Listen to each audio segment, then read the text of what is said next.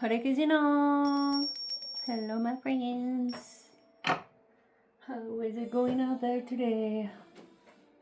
We got snow. It's snowing.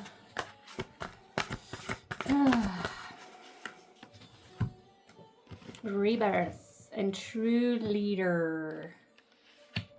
Oh, this is from 1843. Bhagavad Gita, as it is, chapter 18, text 43. Om Namo Bhagavate Vasudevaya. Om Namo Bhagavate Vasudevaya. Om Namo Bhagavate Vasudevaya. Well, let's see if I can do the Sanskrit, huh?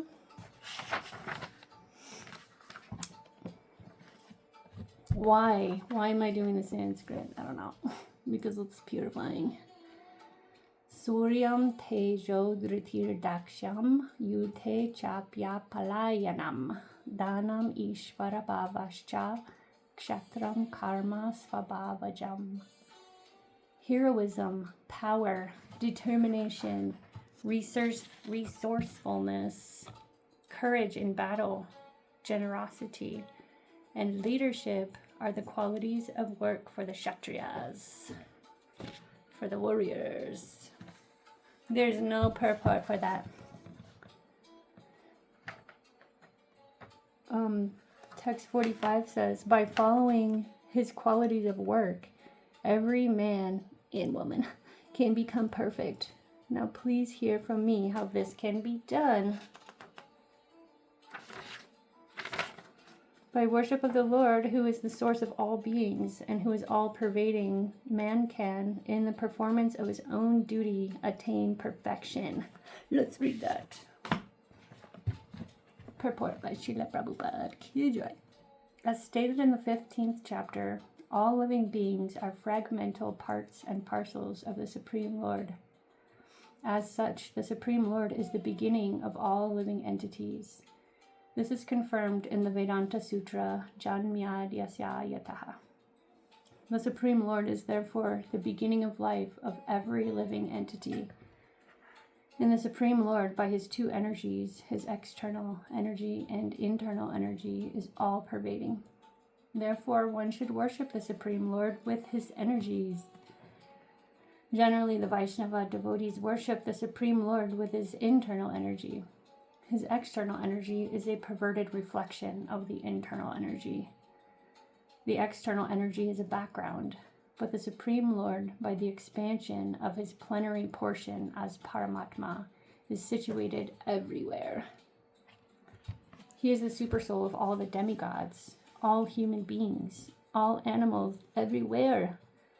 One should therefore know that as part and parcel of the Supreme Lord, it is his duty to render service unto the Supreme. Everyone should be engaged in devotional service to the Lord in full Krishna consciousness. That is recommended in this verse. Everyone should think that he is engaged in a particular type of occupation by Hrishikesh, the master of the senses. And by the result of the work in which one is engaged, the Supreme Personality of Godhead, Sri Krishna, should be worshipped. If one thinks always in this way, in full Krishna consciousness, then by the grace of the Lord, he becomes fully aware of everything. That is the perfection of life. The Lord says in Bhagavad Gita, Tesham aham samudharta. The Supreme Lord takes charge of delivering such a devotee. That is the highest perfection of life. In whatever occupation one may be engaged, if he serves the Supreme Lord, he will achieve the highest perfection. I like this. Like if you make this commitment and surrender and say, I'm going to serve the Lord, then he takes personal responsibility. He takes charge of delivering the devotee. He will intervene in your life. It's very tricky. He's very persistent. He's very determined. And these are more of Sri Krishna's divine qualities. And this is number 20, the seer by the authority of the scriptures.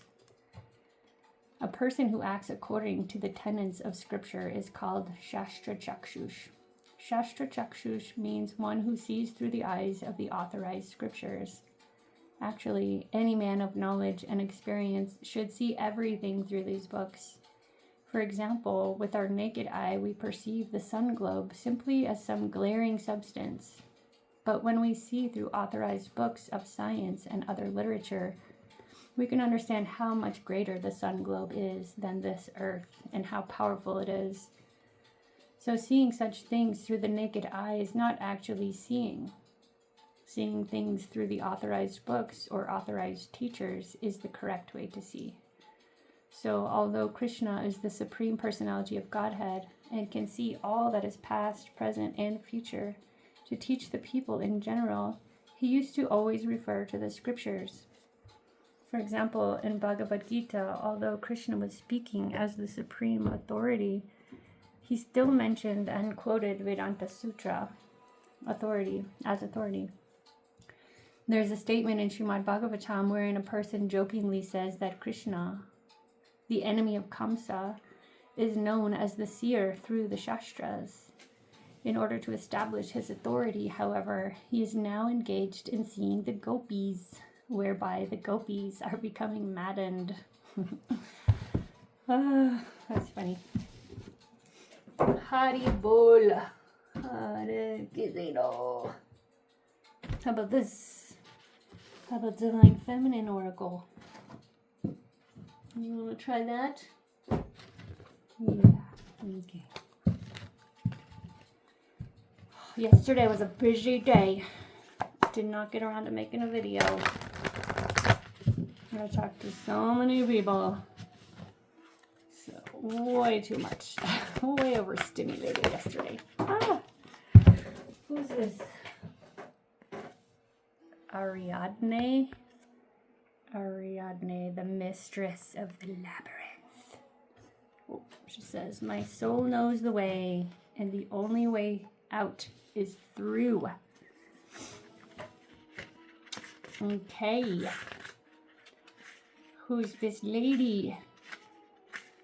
Where's her page? Sorry, this takes a long time. 186. You'd think it would be towards the beginning, right? Because her name starts with A. Am I looking at the wrong thing? No. Who she is. Ariadne represents the love and support available to us when we dare to be courageous. Ariadne is known as being both a Greek goddess and the human daughter of Minos, king of Crete. Her father put her in charge of the labyrinth, where 7 human sacrifices were made every 7 years to appease the Minotaur who lived within it. The Minotaur had the head of a bull and the body of a man, and he preyed on those who got lost in the dark. Whoa, is that metaphorical? One year, a valiant and heroic man named Theseus went into the labyrinth to slay the Minotaur and end the sacrifices. Ariadne fell madly in love with him and gave him a sword to kill the Minotaur and a ball of red thread so that he could find his way back out of the labyrinth and into the light. Ancient Greek myths were oral, so there are varying accounts of Theseus and Ariadne eloping after his success, or others where Ariadne's consort, Dionysus, the Greek god of ritual madness and religious ecstasy, chases after her and pleads with her to return to him. Whichever way the story ends, the constant is that Ariadne's love and support changed the fate of so many who would have otherwise been lost to the labyrinth. When your soul selects her card, Ariadne is a symbol of hope, the divine assistance, and the step-by-step process we can take to move through a difficult time or to confront an injustice in our life. She helps Theseus because he's daring to end a pattern of madness. He's willing to do whatever needs to be done to stop the injustice. She gives him the tools to create a desired outcome. He is successful because of her, and she assists him because he acts with courage. Her message is that our courage is always in some way rewarded. When we seek to end an unnecessary pattern or routine that is no longer serving us, even though we initially created it in the effort to keep us safe, it can feel as insurmountable as facing a horned part man, part beast that lives in a dark maze inside us. Pure terror.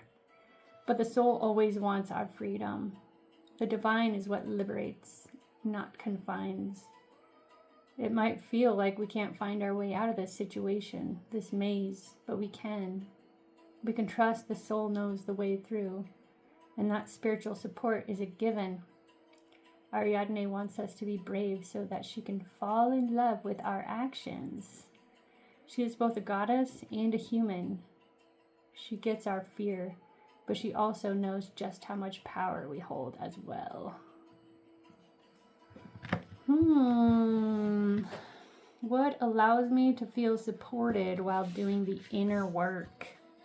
Oh my gosh, do we need so much help to do this inner work? You can literally call on this lady for courage. Haribol. Okay, let's get some tarot. Let's see what is going on. What is happening in the spiritual streets?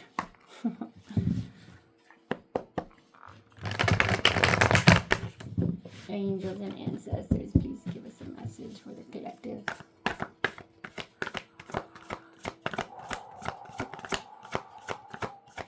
That's the lovers. The lovers.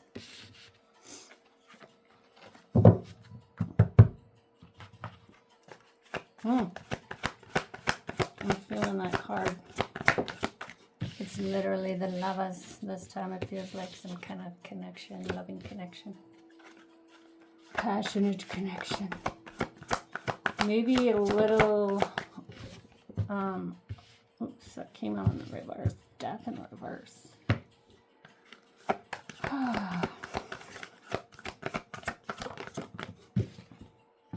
The wheel of fortune. Okay, we have the lovers here. What I'm feeling from it is a connection. It's a loving connection, maybe passionate. This is energy of like getting lost in one another. Oh, it could feel like a really big blessing or a gift for you and bring balance and harmony into your life. Sweet. The Ten of Cups is also super happy and abundant and wish fulfillment. Queen of Cups, Nine of Cups, Knight of Wands, Seven of Pentacles. Yeah, this is very full, very rich. It's got fulfillment, it's got emotion, love, it's got longevity, investment, time investment, it's got passion, it's got happiness. Somebody's winning over here in the relationship realm. And then death is out here in the reverse. So in the reverse, it's some kind of transformation that has not quite taken place, I want to say.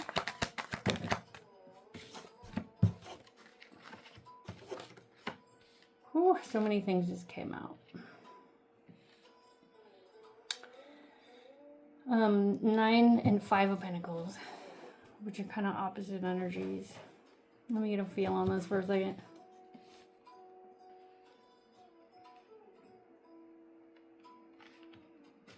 The Tower with the 10 of Wands here is some kind of heavy surprise. It might be that things haven't moved yet, haven't shifted on, haven't transformed yet, and that's why it's so heavy. It's like, man, are we still carrying this? Why are we still carrying this? It's like it contributes to a feeling of scarcity, feeling left out. But there's still hope here. there's still hope. Interesting. And then the Wheel of Fortune. Again, the Wheel of Fortune again. 3-3. This is about collaboration, connecting, coming together, maybe even celebrating. That is the fortune. Having that togetherness, having that collaboration and connection with others. 6 of Swords here talks about moving on to calmer waters, where things are happier and easier.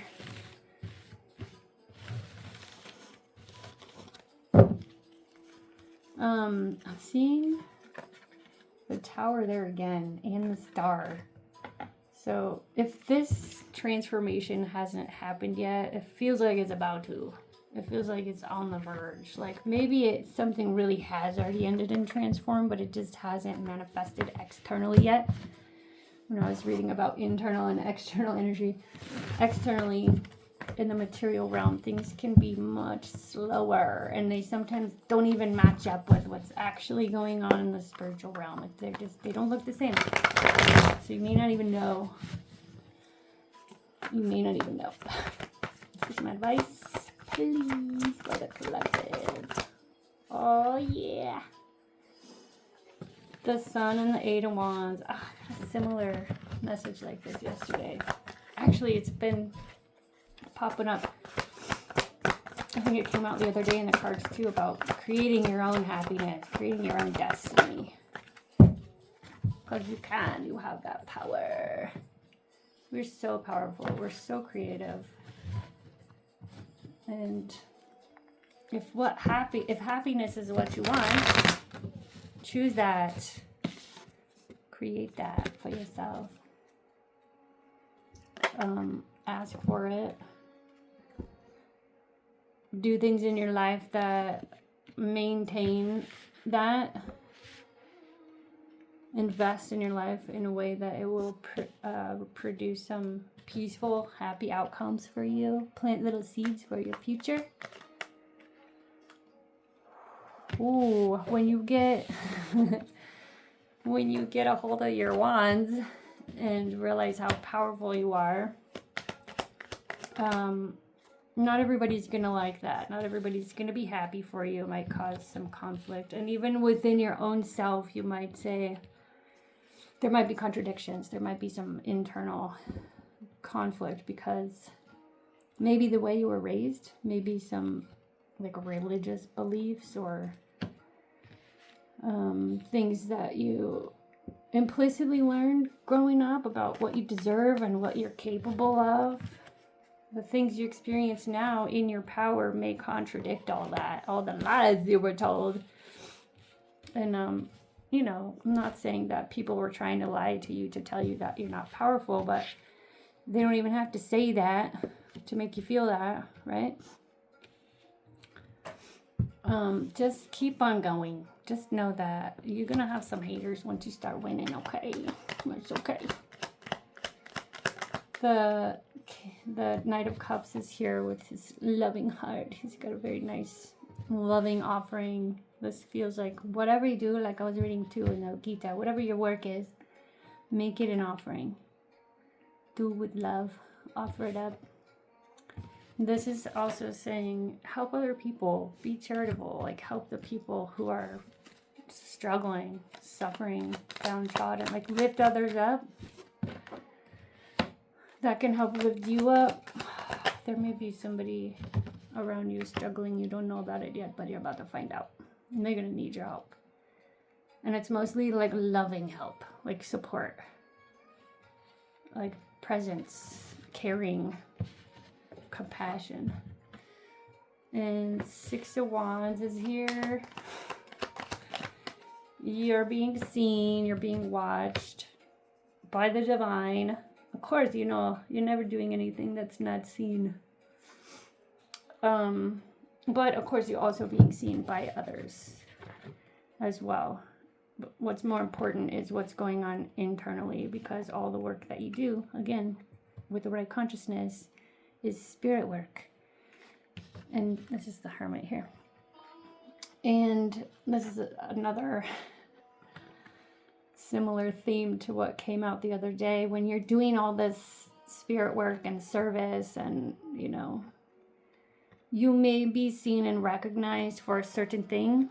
It's not necessarily the things that you're actually doing. Does that make sense? You're doing all the internal work, the spiritual things. You're creating, you're serving, you're loving, you're giving, you're, you know, doing so many things in spirit. And so the Lord recognizes that. And nobody else needs to know all that. But externally, it has to manifest something. And so it does. It manifests as success and looking like you got it together. And that's when, if somebody comes to you and they say, what is your secret? I'm just trying to serve the Lord. That's the message. Everything that you do, do it as a service to the Lord. Haribol. Okay, I'm going to get one more oracle. And then we're done for today. Starseed oracles.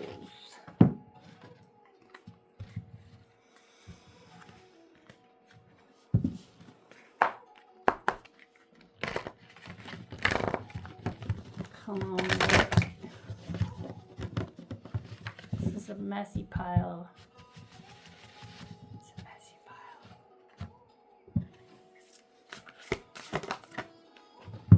The weight of the world.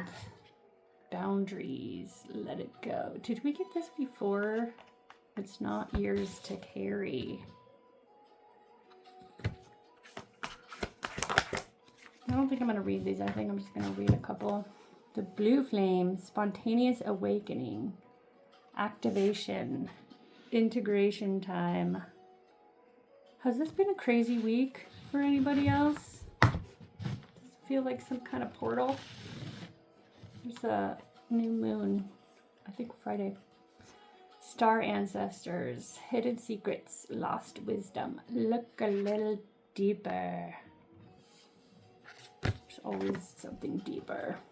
Star bathing, light body, crystal grid, transmission, activation. I'm tempted to read that, but I'm not going to.